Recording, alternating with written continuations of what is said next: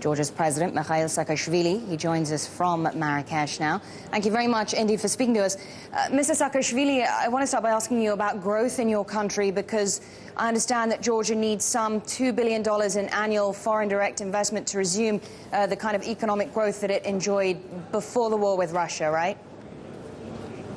Well, I think this year we have yes, with something like 6% growth. I think around 6, maybe more than 6, according to IMF. And next year we hope to get back to 7, 8. But actually, I think in 2 years from now we'll have double digit again. But I think most of it, yeah, it's exactly thanks to FDI. And I think FDI has been picking up lately, especially during the last 2 quarters. And I'm very optimistic about the outlook for short term. The Georgian government said last year that they've turned to the Middle East, particularly in search of investment. Qatar has talked about investing heavily in Georgia. Have you managed to actually nail down any actual investment agreements with Qatar? Well, there are lots of, first of all, I mean, investments happen in Georgia in many, many diverse fields. And, you can hardly say which one is the dominant one. We have lots of investment now coming into tourism, into agriculture, into infrastructure, into energy sector, in the overall, and hydropower construction. So yes, there are lots of Qataris investors coming at different level.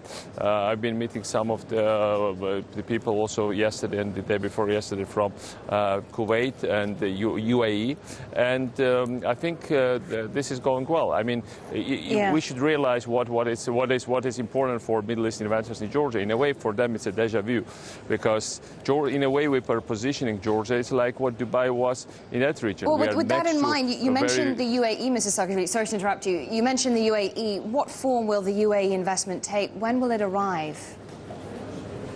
Well, it's already there. I think we've already had more than $1 billion of investment by different UAE investors. As I said, you should look at credentials. Georgia is by far, according to the World Bank, #1 easiest place in Eastern Europe and Central Europe and post-Soviet space in terms of ease of doing business. We are number 11 in the world, hoping to get to the top 10 this year.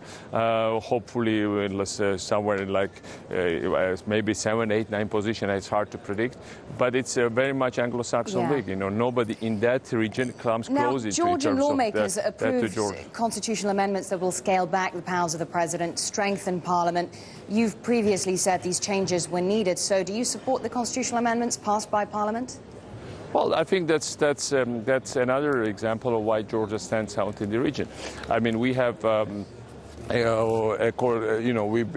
have the lowest corruption rate in the region. We have the lowest crime rate in the region. As I said, it's the easiest place to do business. And now, finally, we've also got constitution that more or less reflects mainstream European democracy trends. So, in developed European democracies, that shows new level of maturity and long-term stability for my country.